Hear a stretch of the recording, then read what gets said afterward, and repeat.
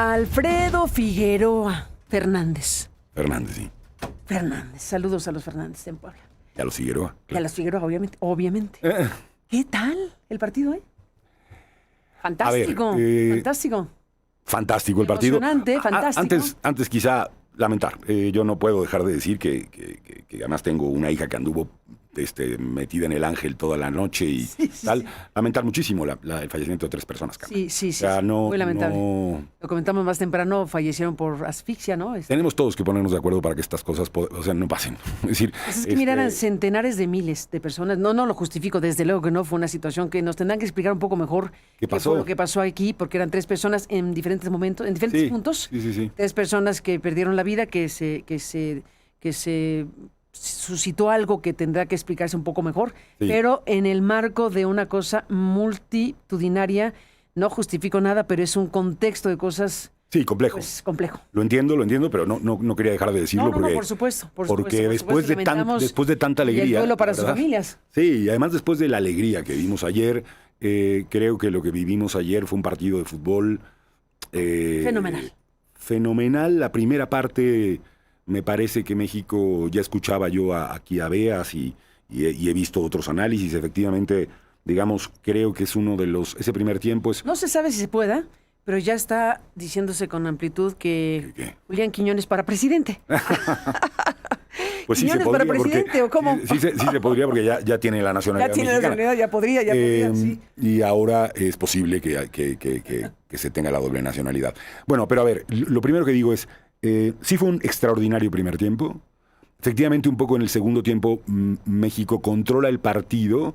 Ecuador no despierta nunca. La verdad es que México, para decirlo claramente, arrolla a Ecuador en la primera parte, un equipo que además, según entiendo, tiene un valor en millones de dólares enorme, porque muchos de sus jugadores juegan en la Liga Europea, etcétera, ¿no?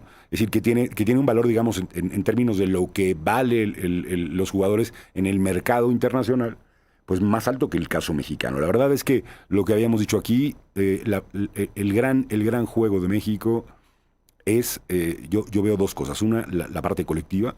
Es decir, hay un parado en la cancha, un esfuerzo colectivo, una recuperación de balones que realmente, Carmen, es extraordinaria. Y muy sorprendente, quizá como una esperanza sorprendente. Este chico nacido en Chiapas, y luego que jugaba hasta donde no entiendo, fíjate, hasta el otro lado hasta la otra frontera de México, en el equipo de los Xolos, en Tijuana. Este chavo de 17 años, despierta una enorme esperanza porque tiene trazos, tiene movimientos que a mí me recuerdan a jugadores que, como decían cuando nos educaban en el fútbol desde hace mucho tiempo, nos hacían, juega con la cabeza levantada, ¿no? O sea, él tiene un control muy bueno y con la cabeza... Mora. Sí, Morita, ¿no? Que le dice Martinoli en la transmisión, ¿no? Morita porque es joven. Martinoli fantástico. Bárbaro, fantástico Martinoli. Y García, o sea, Martinoli y García, los dos hicieron muy bien. La introducción de Martinoli, además, con una referencia, digamos, a México, desde una posición de pluralidad, en fin, bien, me gustó mucho Martinoli en la transmisión. Es magnífico y lo ha hecho. Pues ahí está. Es el gran cronista de fútbol hoy en México. Lo siento para los contendientes, esta es una época nueva, la de Martinoli y García, ¿no? Pero bueno, a ver, veo todas estas cosas, también creo que hay que tomar las cosas con cierta calma. Un poco decíamos, ¿qué pasa socialmente con una cosa como esta? Lo primero es que yo sé que se está diciendo que... Todos los cronistas fueron buenos, ¿eh? Que 40 años... Todos hicieron su trabajo. Muy bien, sí. Perdón, pero, en fin, yo hablo del que te gusta más, sin duda. Sí, sí. Y bueno... Perdón, te interrumpí aquí un segundito. Bueno, dicho esto, digamos, lo primero que creo que hay que poner en valor... El público nos diga, ¿no? En el buzón de voz. Sí, bueno, ¿A quién prefiere narrando el fútbol? Está bien. Venga. Luego como bien dice Aguirre en la conferencia... los periodistas se encargan de poner los titulares que quieren, ¿no? Es decir, al final los periodistas deciden si esto es histórico, si no es histórico, si qué resaltan, qué no resaltan. La atribución de lo que están haciendo contenido. Muy bien, es el trabajo de los periodistas, ¿no? Es el trabajo del periodismo, de lo que hacemos aquí. Lo que digo es, esta idea... Titulares. Excelsior la rompen. Ajá. Heraldo, México quiere volar. Sí. 24 horas quieren volar. Sí. El Sol de México para soñar. La crónica de hoy, imparables. Ovaciones quieren volar. Varios dijeron quieren volar, fíjate. Sí. La razón volando alto. Sí. La jornada por fin. Por fin. por fin. Reporten, llegó la hora. No, y hay un montón del y sí, ¿no? Hay algunos que dicen y sí, o y sí. No, pero sí. Hay las dos, y sí. Bueno, a ver, yo digo solo poniendo en contexto la cosa. El domingo vamos probablemente contra Inglaterra o contra el Congo. No, ya es un hecho, o uno u otro. Por eso, yo digo, es probable que sea Inglaterra, pero todo está por ocurrir. Inglaterra. Bueno. Inglaterra. A lo que voy es a lo siguiente. México tuvo un desastre en Qatar la vez pasada, sí. ¿no? O sea, fue un verdadero desastre el equipo que se queda en la primera fase. En realidad, digamos un poco para la historia, porque se está diciendo 40 años después, quién sabe qué. En realidad México está llegando a octavos de final que de los 90, digamos, para acá, cuando hemos ido en general al fútbol, es el lugar que México ha ocupado. Es decir, México ha llegado a los octavos de final, que es el lugar donde se encuentra ahora, y es ahí, y solo 2 veces en la historia México ha pasado de los octavos a los cuartos de final. Hay 2 singularidades históricas en esos 2 momentos. Uno es 1970, el Mundial en México, y 1986, el Mundial en México. Si México gana el domingo, lo que habrá ocurrido, lo que ocurrirá, es que México igualará los antecedentes que tiene ya con relación a 1970 y a 1986, y entonces estaremos en cuartos de final, cuyo significado es que está esta selección mexicana entre los 8, digamos, entre las 8 selecciones más importantes del mundo.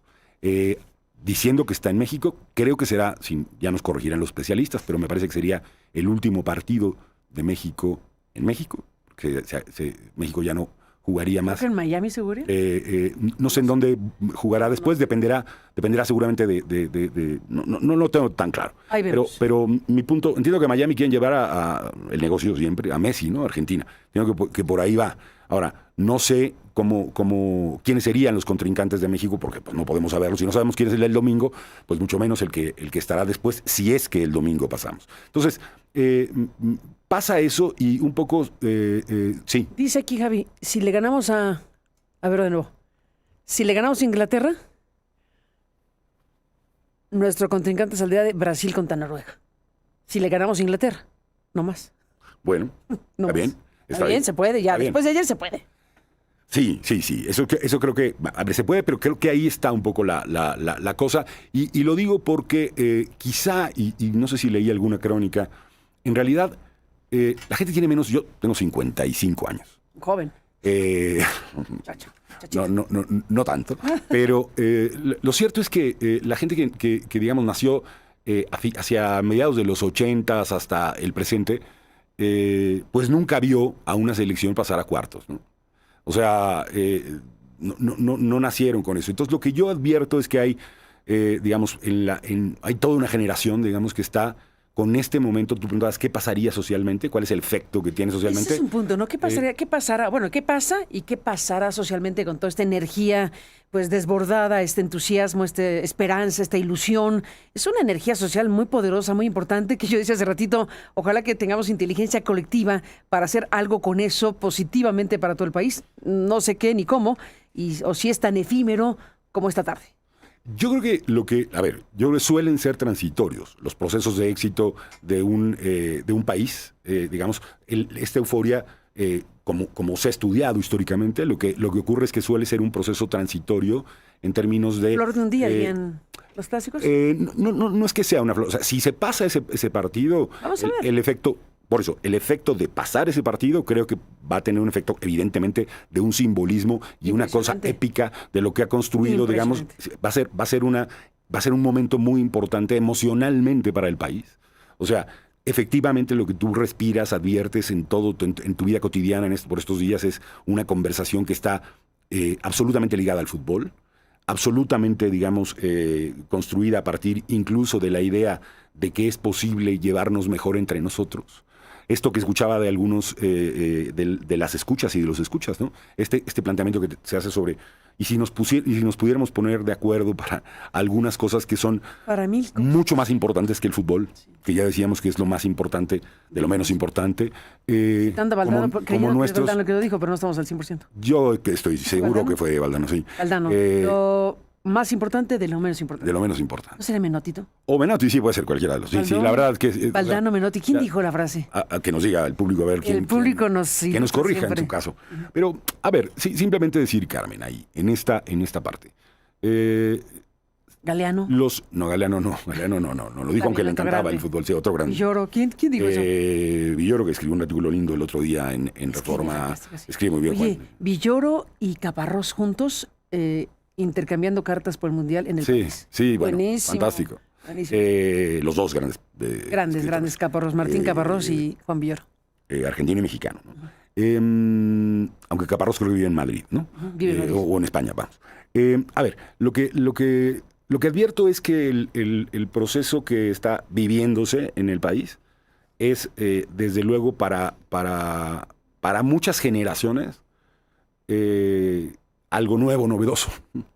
Y para el dolor profundo que vive este país, este hondo dolor, digamos, que tenemos con la violencia, con las desapariciones, con la desestructuración del Estado mismo, de sus instituciones, es como un momento seguramente de ocurrir que va a generar un simbolismo importante y una reflexión seguramente en la sociedad sobre las posibilidades que tiene un país de no siempre fracasar en sus proyectos, ¿no?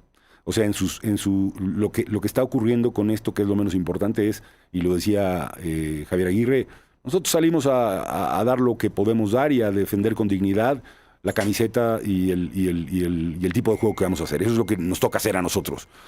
Lo que le toca hacer al país, a México en general, es, en mi opinión, revalorar y reconstruir cómo queremos relacionarnos entre las mexicanas y los mexicanos, y si este momento que genera efectivamente un asunto de una sociedad polarizada de unidad permitiría producir algo que creo que es indispensable para la cultura democrática, Carmen: la posibilidad de dialogar.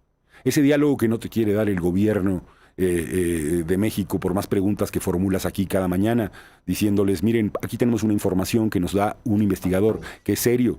Esas capacidades que no tenemos de hablar con la verdad, con verosimilitud, con juzgar las cosas por sus méritos más allá de los colores que portemos y etcétera, creo que es, o podría ser, si enfocáramos para allá las baterías, creo, el gran símbolo, ¿no?, que es hoy la fiesta, sin duda, que es parte de nuestra cultura, la fiesta nos une, ¿no? A ver si fuese posible, claro, que la esfera pública pudiese ser habitada por una conversación mucho más razonable en relación a los temas que sí son verdaderamente centrales para nuestro país, como es la seguridad, la no desaparición, la educación, la salud. Si es posible construir un Estado que respete las libertades de las personas y que tengamos una condición, digamos, de diálogo que permita, que es el único camino, en mi opinión, el diálogo, para encontrar algunas de las salidas que tenemos frente a estos laberintos terribles en los que nos encontramos en algunos ángulos de nuestra vida. Así como podemos decir y sentirnos tan contentos por lo que pasó ayer y por lo que podría pasar el domingo, creo que deberíamos pensar cómo podríamos trabajar y qué camino andar para poder encontrar una salida a esos otros gravísimos problemas, Carmen. Ni más ni menos, pues ahí está. Ahí está este momento que estamos disfrutando, esta alegría enorme que estamos disfrutando, pero coincido contigo plenamente en lo que acabas de mencionar. Y bueno, pues dejamos abierto nuestro buzón, el buzón que tenemos siempre para este programa de temas diversos, y este que no es sino el buzón del Mundial, que pues la gente ha acudido y acude a él. Estamos recibiendo muchos mensajes, pues no es para menos. Hay una gran alegría y hay unas ganas de compartir lo que está sucediendo. Así que bueno, gracias al público que nos permite escucharlo directamente en este que es el buzón del Mundial. Déjame hacer una pausa y volvemos en esta mesa, si te parece, un momento más. Hay un tema muy importante, ya nos adelantó Juan Omar Fierro esta mañana, sobre esta alerta, hablando de problemas y hablando de temas importantes. A ver si logramos que esta energía social gigantesca de alegría se pueda traducir en cosas muy buenas para el país. Pero por lo pronto veamos los problemas que tiene el país.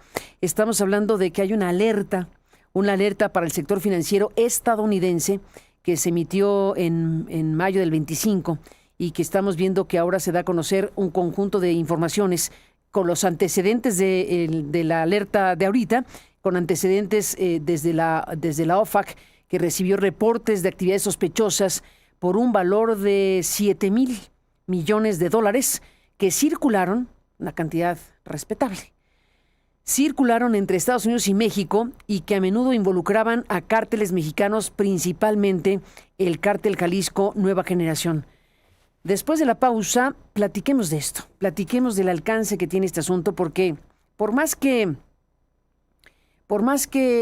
se impusieron sanciones a 2 mexicanos, pues este tema, evidentemente, 2 mexicanos y 9 empresas por huachicoleo para el cártel Jalisco de Nueva Generación, y la UIF ya bloqueó sus cuentas.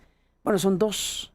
¿De cuántos y de quiénes? En este negocio gigantesco del huachicol en México y Estados Unidos. Volvemos. Alfredo Figueroa en Aristegui Noticias.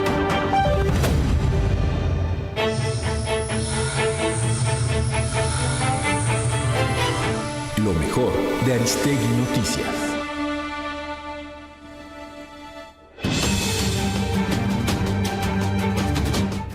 La presidenta Claudia Sheinbaum expresó este miércoles su solidaridad con las familias de las 3 personas que murieron durante los festejos realizados en las inmediaciones del Ángel de la Independencia tras la victoria de la selección mexicana sobre Ecuador en los 16avos de final del Mundial 2026.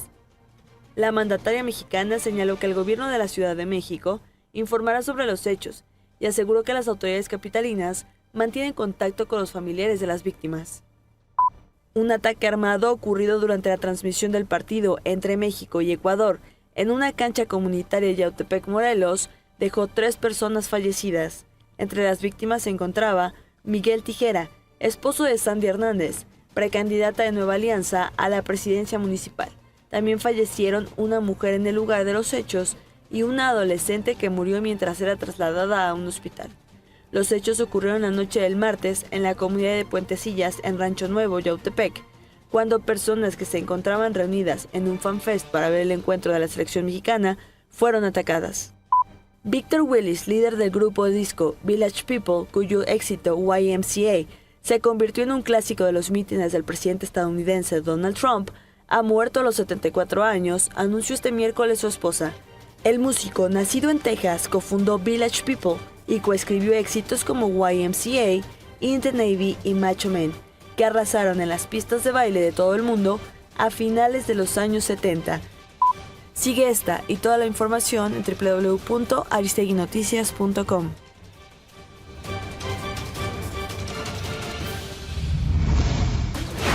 El buzón del Mundial. Muchas felicidades a la selección mexicana. Siempre hemos tenido grandes jugadores, grandes directores técnicos. Siempre hemos sido una potencia futbolera, pero que no ha tenido los resultados porque hemos tenido limitantes dentro de la Federación Mexicana de Fútbol, dentro de los directores técnicos que muchas veces juegan ponen un juego extraordinario, pero que a final de cuentas terminan como un equipo ratonero, echándose para atrás, conformándose con los resultados en el partido y que no van más allá. O sea, el fútbol es un espectáculo. El fútbol, no es la cantidad de títulos, no es la cantidad de goles que metan, sino es la emoción que transmiten a los aficionados. Yo creo que es el mejor momento de la selección mexicana grande porque está haciendo lo que no hacía antes, ir siempre hacia adelante, ir en lucha por ganar el partido, por dar espectáculo, y lo están consiguiendo. La verdad, los mexicanos merecemos un equipo, una selección grande y equipos de fútbol que en realidad se entreguen en la cancha. Eso es lo que ha faltado, y lo que ha faltado para hacer cambios en México ha sido falta eso, la entrega de todo un pueblo para que en realidad tengamos los cambios que merecemos. Hola Carmen, ¿cómo estás? Muy buen día. Pues realmente creo yo y hay que disfrutar el momento, lo decía en el comentario de ayer, hay que disfrutar el proceso. La selección está demostrando que no necesitamos artimañas para ayudarlos porque ellos por sí solos creo están viviendo la pasión que siempre esperamos de esos jugadores de antaño que tenían un sueldazo y que no hacían mucho por su afición. Ahorita solo se trataría también de aprovechar estas ventajas competitivas que tiene el país, porque me quedé pensando, nos ayudan tantas cosas, el clima, la altitud, jugar en nuestra propia casa, pues es un referendo también de triunfo. Y pues solo pedirle a los aficionados, porque todos somos aficionados los que estamos opinando acerca de esto, pues que se mantengan firmes y sobre todo que se trata de que no nada más la selección llegue a la final, también todos nosotros, porque están festejando y ya en las noticias empiezan a salir situaciones de riñas, de que ya la gente falleció. No es el objetivo, no es el objetivo es disfrutar el proceso, estar emocionados, apoyar a nuestra selección de manera sana y confiar en que las cosas van a salir. Hay que confiar en el proceso y disfrutarlo en el momento. Muchas gracias, Carmen, y pues también felicitarte por lo de España. Estamos tan emocionados, pero felicitarte por ese premio, que también esa parte se reconozca lo bueno que tiene nuestro país, una selección, periodistas como tú y gente que realmente salimos todos los días a la calle a trabajar. Ana Carolina Quiroz del Estado de México. Buen día.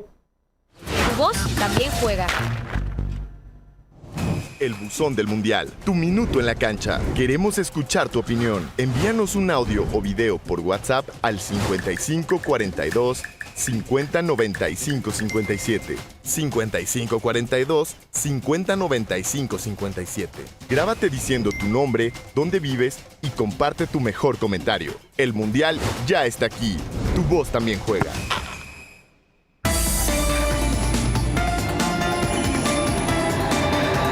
Aristegui, en vivo. Continuamos.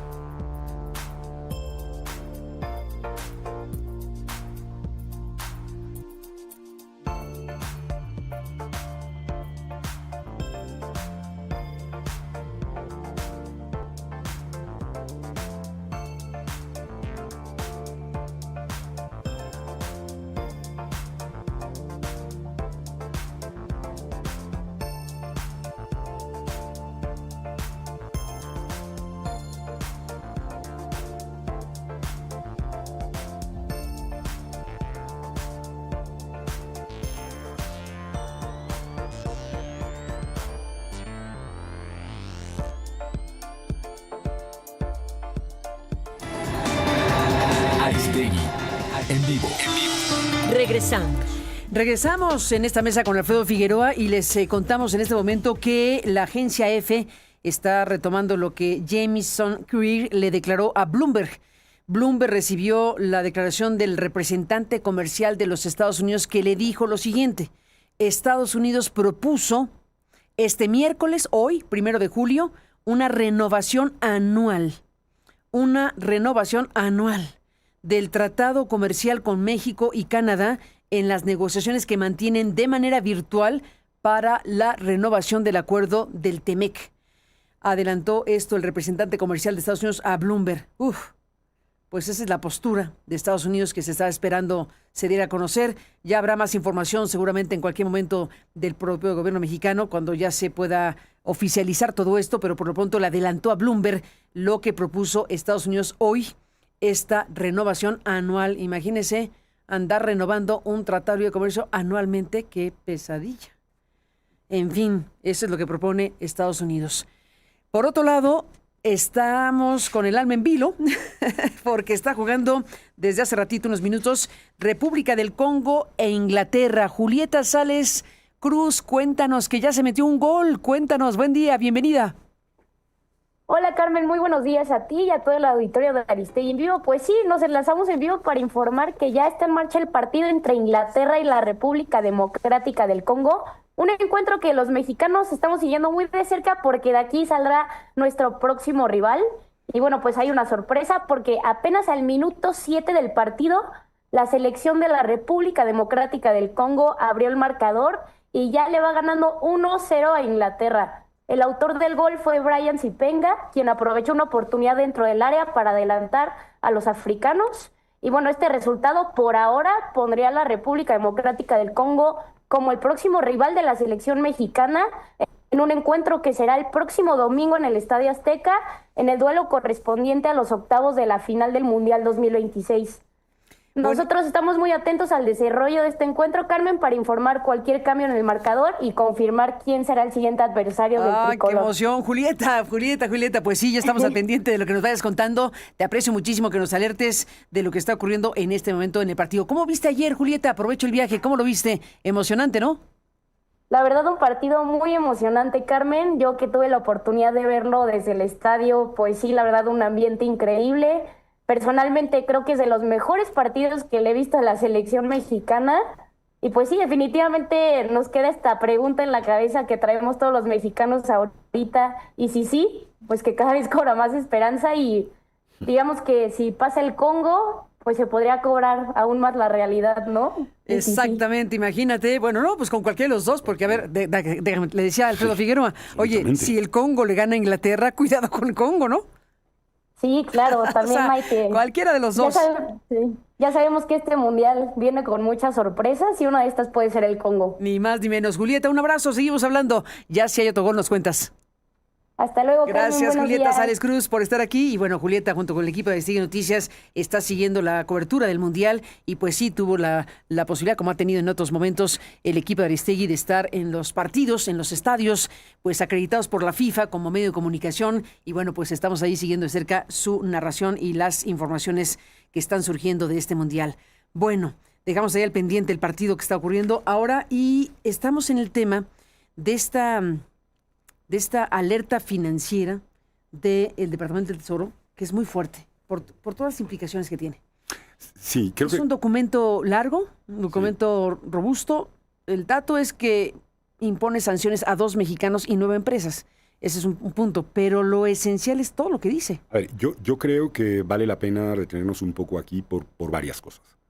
La primera de las cosas que veo relevantes desde lo que dice el Departamento de Estado del Estado norteamericano y esta alerta financiera tiene que ver con que ya Estados Unidos está empezando a dar muestras de ir por la red financiera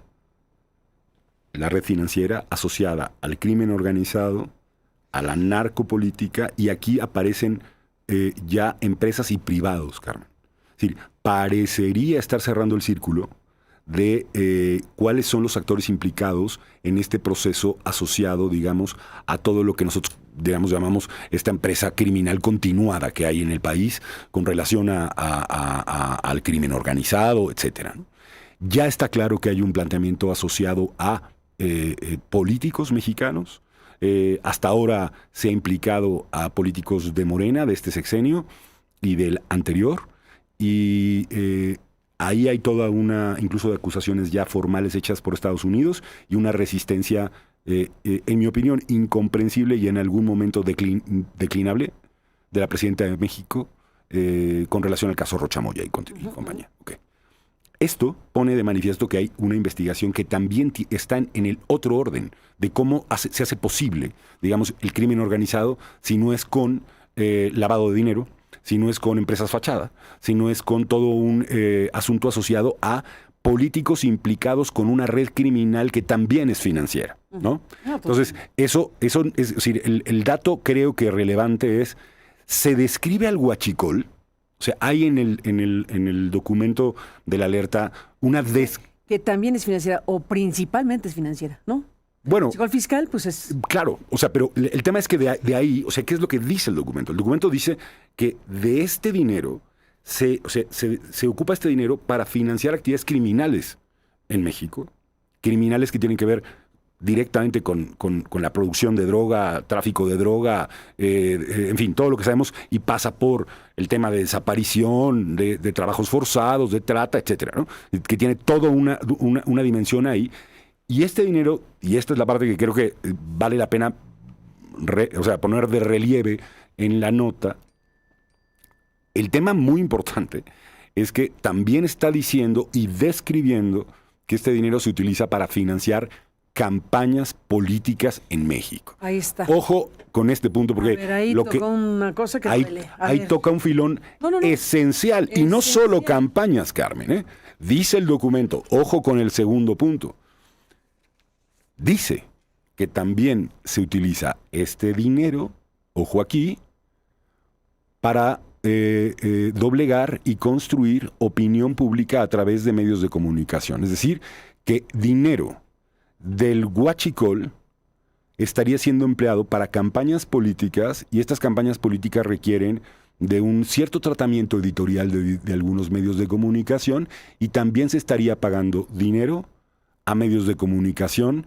en concreto. No nos revela quiénes son, qué medios, qué partidos, qué políticos, pero hay una afirmación de un documento oficial. Ojo, no estamos hablando de una de un análisis, es un académico, es un académico también importante, muy serio, pero estamos hablando de un documento oficial que además normalmente no explica tantas cosas. Es decir, haces la alerta y más o menos... Esta es una alerta que tiene dimensiones explicativas y que implica a políticos, a campañas y a medios de comunicación. Así de grave es el punto, Así de grave es el punto. Y no es la primera vez que el Departamento del Tesoro hace explicaciones de este tipo, porque aunque normalmente puede ser una explicación más técnica y dice se alerta y se sanciona a tal o cual empresa, pero explicativamente hablando, no es la primera vez que el Tesoro de Estados Unidos narra y describe el tema del huachicol. Yo recuerdo otro documento del Departamento del Tesoro donde con toda precisión describe el modus operandi, digámoslo así, del huachicol y del huachicol fiscal, y llega a dar el dato que hemos aquí repetido varias veces de que el Departamento del Tesoro afirma que el huachicol representa la segunda fuente de ingreso más importante para el crimen organizado después del narcotráfico. Es correcto. La segunda fuente de ingreso para el crimen organizado después del narcotráfico. De ese calibre es el asunto. De ese calibre es el asunto. ¿Qué hacen con ese dinero? Ese es el tema. Además de dinero para repartir y enriquecer a quién sabe cuántas personas, es utilizado, según la afirmación, cosa que, pues, cuadra. A ver, Carmen, cuadra con el tema esa de es la revelación. políticas. Esa es la gran revelación. Pues o sea, sí, lo que campañas. está diciendo es, claro, que están entrando a las campañas políticas en este país y que están metiéndose este dinero a medios de comunicación, porque hoy sabemos, Carmen... Que digan cuáles, ¿no? ¿O qué? Que digan cuáles. Y que digan qué campañas. ¿Y quién les da ese dinero, si fuera el caso? O sea, también la acusación... No, el señalamiento genérico, pues siembra unas sospechas fenomenales en contra de todos, al final de cuentas, pero ya si va a decir eso el Departamento de Tesoro, pues que entre en precisión, ¿no? Bueno, es que normalmente lo que tendría que ocurrir Es un proceso. es un proceso penal. Y lo que normalmente, Pues- si hizo una afirmación de esta naturaleza el Departamento del Tesoro, hay detrás algo que no puede soslayar, Carmen.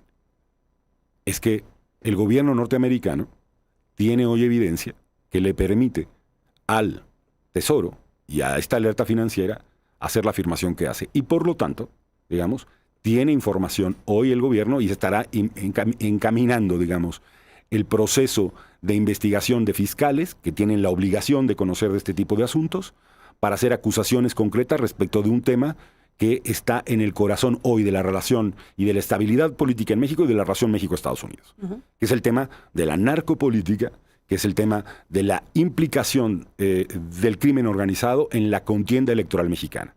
Y aquí está el elemento que tendríamos que decíamos hace rato, que deberíamos obligadamente, si hubiese una auténtica preocupación por el proceso de construcción política en México, si eso fuera de verdad y no un intento por robarse instituciones electorales y por controlar el poder y darle todo el poder al poder, si fuéramos serios, esa sería una de las primeras discusiones que tendríamos que tener. En este país se compite con dinero ilegal. En este país el dinero público no alcanza para una campaña. En este país, los políticos, la clase política toma dinero de todos lados para poder jugar y contender en una elección. En este país, eso significa, y se han cruzado líneas, para decir, no solamente toman dinero que ya de suyo es ilegal, sino toman dinero que puede estar manchado de sangre del crimen organizado, de sangre de la violencia, de la muerte, etc. Esa es la discusión política, electoral, más importante que tener hoy en el país, y sobre la cual tenemos un silencio y una ceguera no dialógica, no seria, ¿no? Tenemos ahí iniciativas como para tapar el ojo al macho. Ahora se van a poner de acuerdo la UIF y y el INE. Se vienen poniendo de acuerdo desde hace años, señora presidenta. No nos cuente una historia. O sea, no han querido. Y esta es la resistencia auténtica, Carmen. ¿Por qué la clase política, pero esta clase política que gobierna hoy, y las anteriores, también podemos discutirlo? ¿Por qué no queremos entrar seriamente a una discusión respecto de cuáles son las grandes carencias democráticas, las grandes carencias las enormes, digamos, franjas de ilegalidad que hay en México asociadas a cómo se construye el poder político? Porque si el poder político, y por eso quienes estuvimos en esas tareas estamos tan preocupados por esa parte. Es decir, a mí me preguntan, yo hice con colegas y compañeras y compañeros un juicio para quitarle el registro al Verde Ecologista de México. ¿Cómo puede ser que un partido político, que un candidato, quiera y aspire al poder violando la ley? Es decir, ¿qué podemos esperar de alguien que para llegar al poder viola la Constitución y la ley? ¿Qué va a hacer cuando esté en el poder? ¿Se va a cambiar mágicamente? ¿No habrá construido compromisos? No. Este es el punto.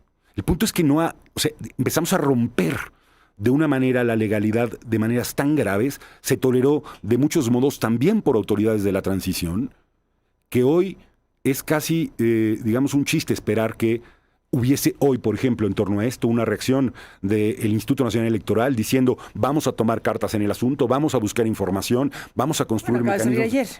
Digamos que tienen tiempo, Carmen, para hacerlo, pero tienen mucho tiempo saliendo sin que el INE ofrezca una posición siquiera, digamos, de preocupación auténtica por tener una discusión pública a este respecto. Y ojo que el INE es un administrador. ¿Qué debería estar haciendo el poder político? Por eso, pero justo, no es quien hace las leyes, ¿no? No, pero ya le van a atribuir, le van a lanzar el paquete de que tendrá atribuciones para que le pregunte a la UIF, a la Comisión Bancaria de Valores, o sea, para acreditar casi que la probidad. Le lanzan a una comisión del INE, a ver, ¿qué es eso?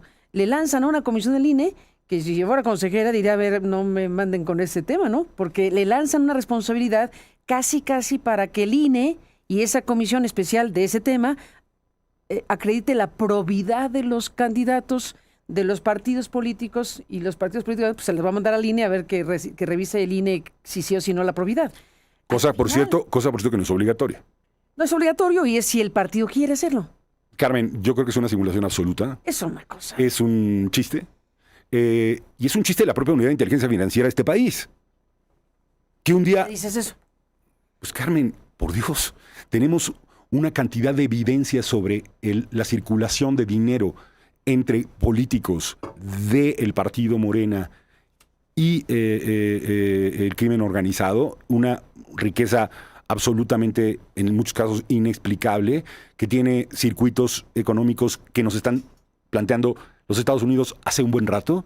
Y tú dime cuál es la acción de la unidad de inteligencia financiera en materia de la disputa por el poder. ¿Sabes cuál es? No le responde nunca al Instituto Nacional Electoral, y cuando le responde para decirle que hay un par de partidos políticos ahí que se están formando, que se gastaron no sé qué cantidad ridícula de dinero para constituirse. Para eso sí responde. Es decir, el uso político de esas instituciones, el secuestro político de esas instituciones, la ausencia técnica de esas instituciones. Dijo aquí Uquibe Espadas que le habían solicitado desde el INE esa colaboración. Y muchas veces no la responde. Pero en esa ocasión sí No la sé si respondió. si lo dijo Espadas aquí. Pero lo que están haciendo las instituciones es que cuando se atreve el INE a preguntar, no hay respuesta de parte de... En este caso sí la hubo.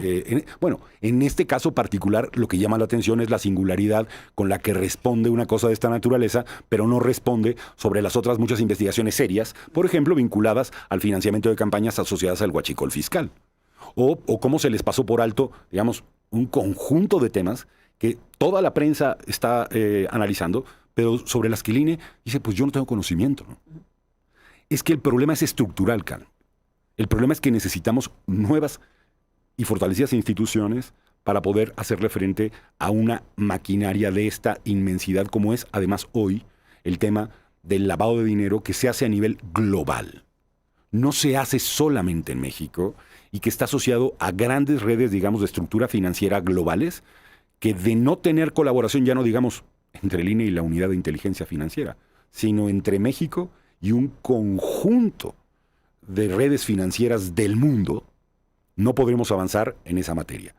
Creo que ese tema, el de la construcción del poder y su legitimidad, sigue siendo el núcleo, digamos, de algo fundamental para después poder efectivamente construir una posibilidad de un camino democrático, de un camino de mayor seguridad, de un camino de justicia transicional en México. Totalmente. Pues mira, ligo lo que aquí estamos conversando y escuchando de tu análisis de esta alerta que lanzó, esta alerta financiera que lanzó el Departamento del Tesoro de los Estados Unidos contra estas 9 empresas y 2 mexicanos.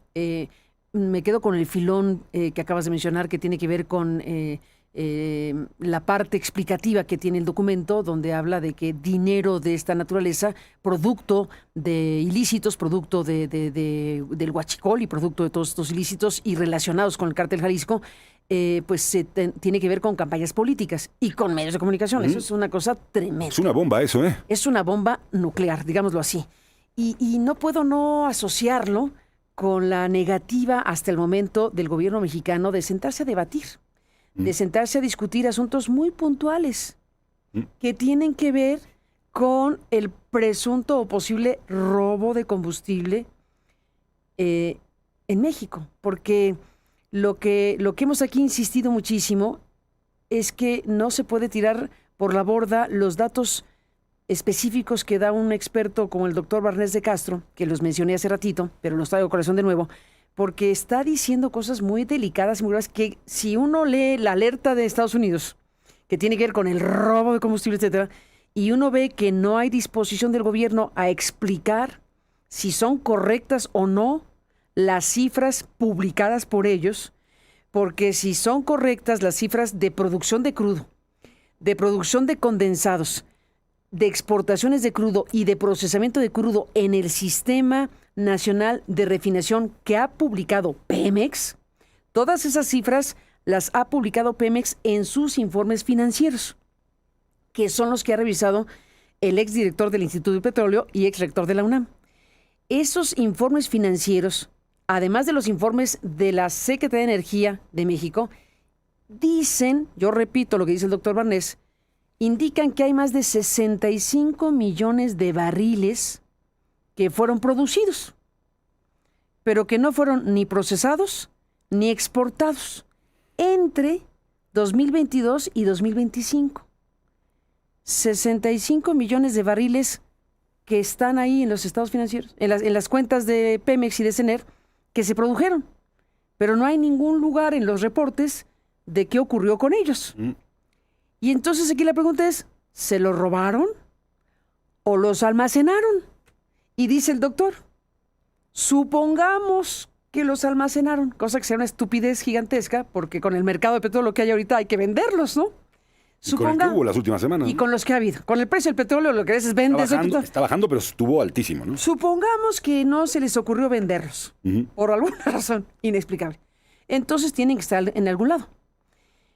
Lo que dice el doctor Barnés es que el volumen de los 65 millones de barriles que fueron producidos, pero que no fueron procesados ni exportados entre 2022 y 2025, más 15 millones de barriles adicionales entre enero y abril de 2026, o sea, los 65 millones de barriles entre 2022 y 2025, más 15 millones de solo 2026, estamos hablando de que si esto fuera si esto no es atribuible al robo, entonces ¿dónde están almacenados los 80 millones de barriles faltantes o qué pasó con ellos? Y dice el doctor, si estuvieran almacenados en algún lado, se necesitarían 5 estadios Azteca para poner eso. 80 millones de barriles. Con la novedad también de que todo el almacenamiento del que dispone Pemex es equivalente al volumen de un estadio Azteca. O sea, no cabrían. En el sistema de almacenaje de Pemex no cabrían los 80 millones de barriles que en algún lado quedaron. O se los robaron, o ¿dónde están? Y esa es la discusión que nosotros invitamos al gobierno a que se tenga con un especialista que viene a compartir con la sociedad mexicana su revisión como experto de las cifras oficiales, no de otra cosa. No son datos de Marte ni de otro lugar.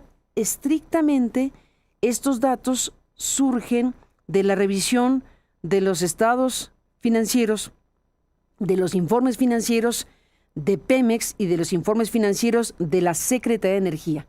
Ahí dice que se produjeron 65 millones en estos años del 22 al 25 y 15 millones de barriles adicionales en 2026.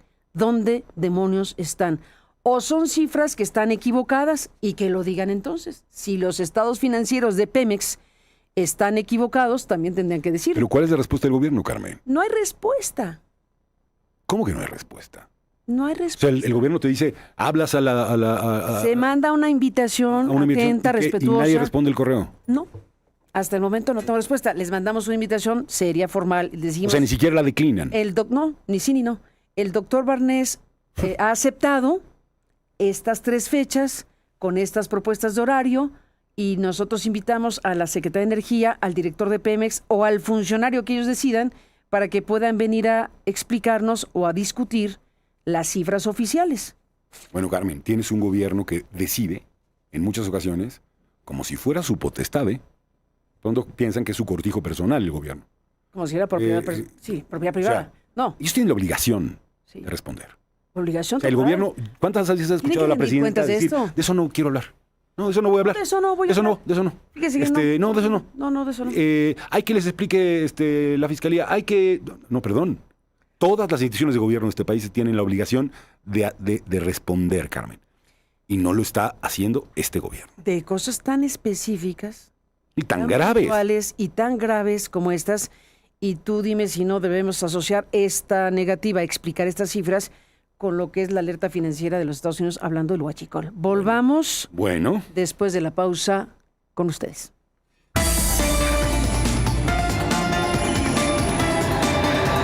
Aristegui, en vivo.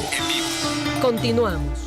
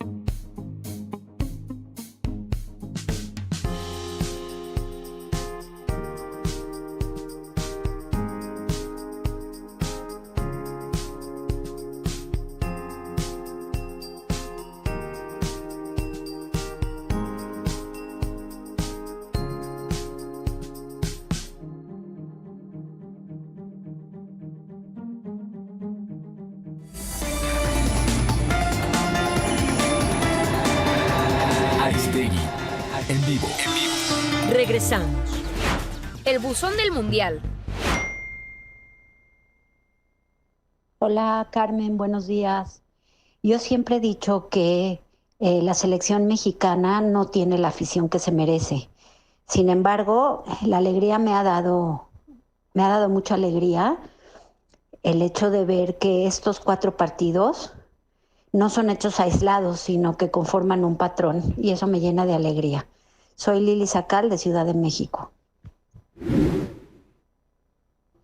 Hola Aristegui, Jaime Martínez desde Austin, Texas, para felicitar a la selección. Qué primer tiempo nos dieron. Excelente. Amo cuando México se entrega de esa forma, y no nada más en el fútbol, sino como país. Sigamos adelante. Gracias por darnos esta alegría, y que siga, y que siga. Y ¿por qué no? Hay que darle. Gracias Aristegui, felicidades por tu premio en España. Son increíbles tus noticieros. Amo despertar y escucharlo mientras que estoy haciendo ejercicio. Felicidades. Vamos México. Nos quedan pocos más partidos para ser campeones. Adelante. Buenos días, Carmen. Soy Mónica de Ciudad de Salamanca, Guanajuato. Pues quiero comentar que yo era una de las personas que dejé de ver el fútbol porque pues siempre era un equipo del ya mérito, y ahora me decidí a verlo ayer y pues con una muy grata sorpresa, y les veo un muy buen nivel de fútbol. Felicidades para todos y ¡viva México! Tu voz también juega. Alfredo Figueroa en Aristegui Noticias.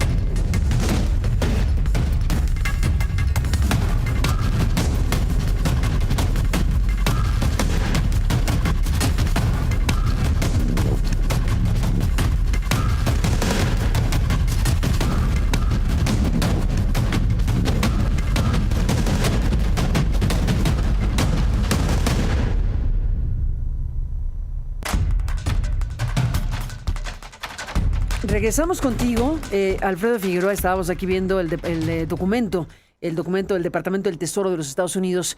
En este punto en específico que estamos coincidiendo es el tema de temas. ¿Qué ocurre con todo este dinero del huachicol? ¿Qué ocurre con todo este desfalco a la nación? Porque es el desfalco monumental. No tenemos un punto de comparación de algo tan gigantesco, de los muchos casos de corrupción que se han podido identificar en México a lo largo de la historia. No hay algo como esto de este tamaño. No, y además haces un paralelismo que hace, después de esta larga explicación que has hecho sobre el tema de la investigación de Barnés, y esta cosa más que investigación es el análisis de las cifras oficiales de Barnés. Bueno, porque sí. Que ya requiere una investigación, no le quito mérito. Lo que yo decir es que es un profesional, sí. Analizando, exactamente, analizando desde la capacidad instalada en México para almacenar barriles de petróleo, hasta la ausencia del reporte de qué ocurrió con esta cantidad de barriles que representarían, según entiendo, cerca de 6,000 millones de pesos. Bueno, dólares. De dólares, bueno. El informe... En el primer periodo y luego otros 1,000 y pico del año 2016. Y ya dijimos aquí la indisposición de este gobierno a cumplir su obligación constitucional. Perdone, señores del gobierno, no es su tienda el gobierno. Aunque de pronto esta clase de política que gobierna hoy sienta que todo es de ellos, ¿no? Que el Senado es de ellos, que la presidencia es de ellos, que pueden seguir haciendo campañas con dinero de todos nosotros y nosotras.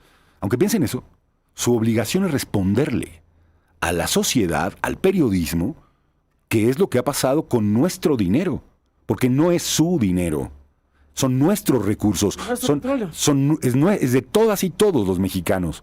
Por eso es que tienen ustedes la obligación de responder. Si nadie le está preguntando a dónde fueron a comer ayer, que también se podría, pero si usaron dinero público. Si usaron dinero público. Estamos preguntándole algo que es de interés general por miles de millones de dólares. Bueno, dicho eso, Carmen, creo que valdría la pena aquí, con la información, y me parece absolutamente legítimo, además ante el silencio de este gobierno, decir, oye, podría tener este informe financiero, que es un poco por donde me parece que ibas, ¿tendría que ver este informe financiero con esta ausencia de información también financiera, pero directamente del gobierno de México, sobre dónde están estos barriles de petróleo? ¿Hay algún paralelismo entre estas dos cosas? ¿Hay un paralelismo entre la ausencia de la producción de barriles de petróleo que desaparecieron? No, del registro de la producción de barriles de petróleo. De barriles que no se sabe qué pasó con ellos. Que desaparecieron. Sí. Que no está el registro de qué pasó con ellos. Bueno, pero no solo eso, Carmen. No caben en ninguno de los almacenes que tiene este país para guardar esa cantidad de petróleo. No. Bueno, entonces desaparecieron. Porque no sabemos qué ocurrió con ellos. Y el gobierno no quiere dar una respuesta. Bueno, y por otro lado tenemos lo que ya sabemos de las investigaciones que están haciendo los Estados Unidos asociadas al huachicol. Bueno, y en un caso implican 7,000 millones, que es el caso de la nota de este informe, con dinero a campañas, con dinero para el crimen organizado, con dinero, ojo, a medios de comunicación, ¿no? Y por otra parte, el informe, digamos, Barnes, por llamarlo de alguna manera, o la nota que han dado, que es de 6,000 millones de pesos. ¿Tienen 6,000 millones de dólares? ¿Tienen 7,000 y 6,000 millones de dólares alguna implicación, alguna conexión? De 2026. Bueno, pues estamos entonces llegando a la misma. 77 casi. O sea, más o menos a la misma cifra. Digo, bueno, por lo menos que es mucha coincidencia. Es que este gobierno que habla solo de lo que a él le conviene o quiere, o los términos, o solo acepta un debate en términos de sojuzgamiento o una entrevista en términos de disciplina, ¿no? En donde no se puede hacer periodismo directamente con la presidenta, porque esto que ocurre casi todas las mañanas es una puesta en escena que todo el mundo sabe ya que es una puesta en escena, ¿no? Muy difícilmente llegan ahí algunas periodistas a hacer un esfuerzo para poder preguntar, y muchas veces la presidenta ni siquiera les toma la palabra.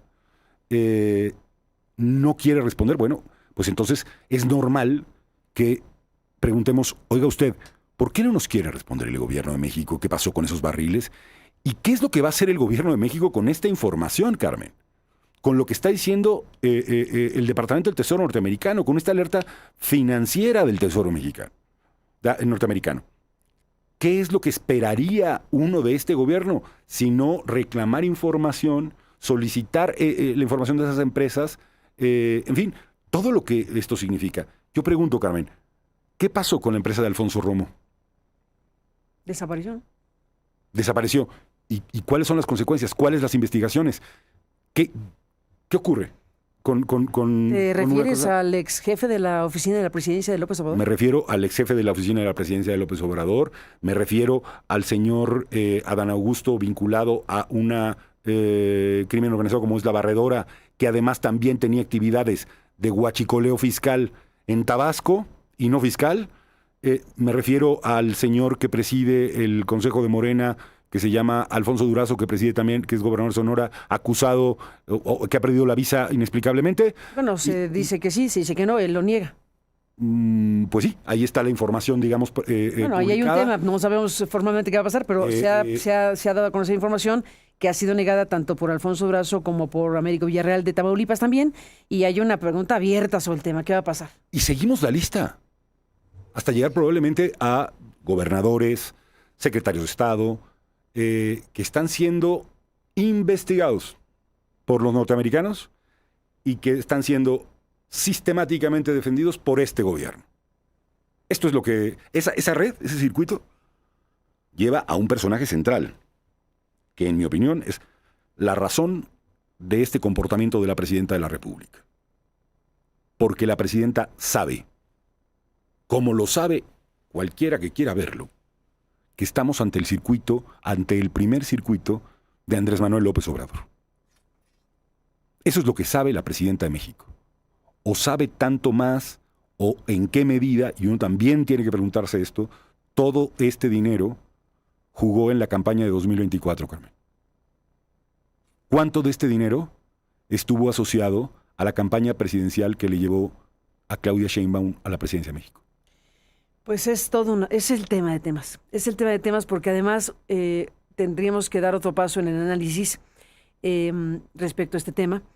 Hasta dónde y de qué manera habría influido el dinero criminal en las campañas políticas, hasta dónde y de qué manera habrían impactado los dineros criminales para que se desarrollaran competencias políticas y resultados como los que han sucedido en los últimos años, y hasta dónde y de qué manera los personajes principales de la política mexicana están o no involucrados de esta manera en este mapa de cosas.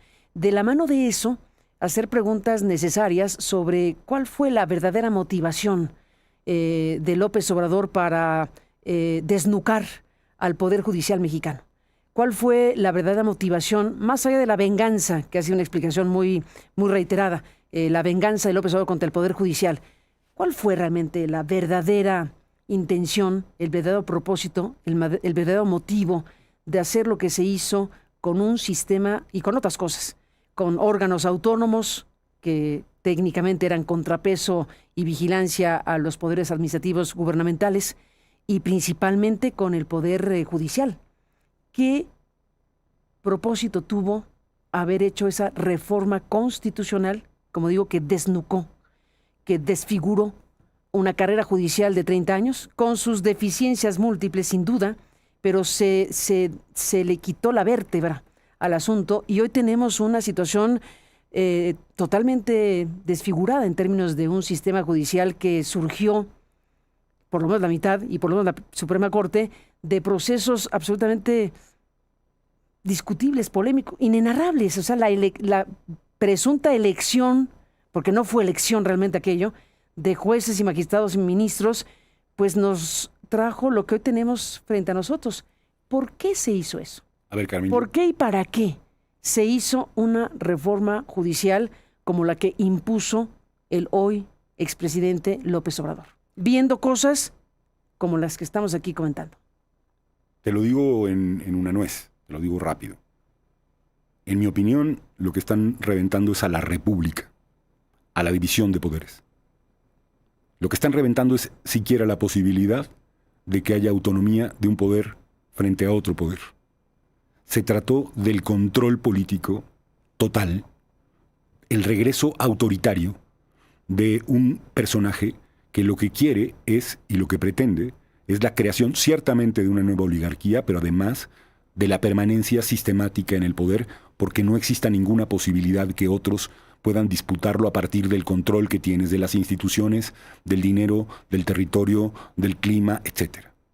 No hay que olvidar, Carmen, que en el año 2021, y ahí debería empezar la crónica si quisiéramos hacerla, en el año 2021, después de que la oposición en resultados tuvo una elección mucho más pareja que la del 18, como inmediatamente después de ese momento, López Obrador inicia la campaña presidencial, inicia el adelantamiento de las campañas presidenciales en este país, rompiendo todas las reglas constitucionales. Ese sería, digamos, la primera pieza de la crónica. ¿Cuál sería la segunda pieza de la crónica? Cuando se roban la representación del pueblo de México, que es la sobrerepresentación, Carmen, con la que se habita las cámaras de diputados y de senadores, particularmente la Cámara de Diputados, arrebatándole al pueblo de México su representación auténtica mediante el proceso de sobrerepresentación con el que hoy Morena pudo modificar eso que tú narras como el momento final, que es el desnucar, el terminar con las posibilidades de un poder judicial que pueda llamarse a sí mismo poder judicial porque lo es, no una oficialía de partes, no una corte de caricatura como la que tenemos hoy, ¿no? ¿Qué es lo que son? Una caricatura en los periódicos. Eso es lo que está haciendo. Entonces, ¿de qué se trata esta historia? Se trata de la construcción de un proyecto que se pretendió o se pretendía final para permanecer en el poder. Creo, espero y deseo que el país reaccione, y hoy, con la evidencia del comportamiento de algunas agencias norteamericanas, tendríamos o estaríamos ante la revelación de cosas muy significativas para romper ese proyecto que pretendió acabar con las posibilidades democráticas de México. Nos vamos, Alfredo Figueroa, gracias por estar aquí. Retomaremos mañana este mismo documento porque es un documento muy amplio, es un documento muy fuerte. Solo me quedo con una parte que dice que en los últimos 2 años la OFAC ha tomado una serie de medidas dirigidas a la participación de los cárteles en la práctica ilícita del huachicol, incluyendo el 10 de septiembre del 24 y el 1 de mayo del 25, y de manera similar la alerta de mayo del 25, que proporcionó tipologías financieras y señales de alerta que indicaban esquemas de contrabando de petróleo crudo en la frontera suroeste de los Estados Unidos asociados al cártel Jalisco y otras organizaciones. En el periodo de 12 meses posteriores a alerta, FinCEN recibió más de 160 informes de actividad sospechosa que detallaban más de 7,000 millones de dólares. Más de 7,000 millones de dólares en actividad sospechosa enviada principalmente entre los Estados Unidos y México, y a menudo involucraba a cárteles mexicanos, más comúnmente el Jalisco Nueva Generación y otras cuestiones. Mañana retomamos el hilo con este documento y por lo pronto gracias, Alfredo, por estar aquí. Muchas gracias, Carmen. Un fuerte abrazo. Gracias por estar aquí y nos vamos con esto. Vamos a ver qué pasa con el fútbol. Inglaterra o Congo, ¿con quién le vas? Yo creo que gana Inglaterra, pero estoy muy sorprendido con Congo. Vamos a ver qué pasa. Mi quiniela en Aristegui es 3-0. 3-0. Ya la perdí porque ya va ganando el Congo. Ah, ya perdiste. Sí, ya. 3-0. Bueno, vamos a ver qué pasa Inglaterra y Congo. Y bueno, por lo pronto, gracias al público por estar aquí. Buenos días, un fuerte abrazo. Sigamos disfrutando este triunfo de la selección mexicana. Un abrazo enorme a los seleccionados, felices de su triunfo, pero no dejemos de ver todo lo demás que está ocurriendo en nuestro país. Vamos a hacer una pausa, ¿no? Vamos a seguir cerca el asunto para platicarle mañana de todo. Y por lo pronto, gracias, un abrazo. Hasta mañana.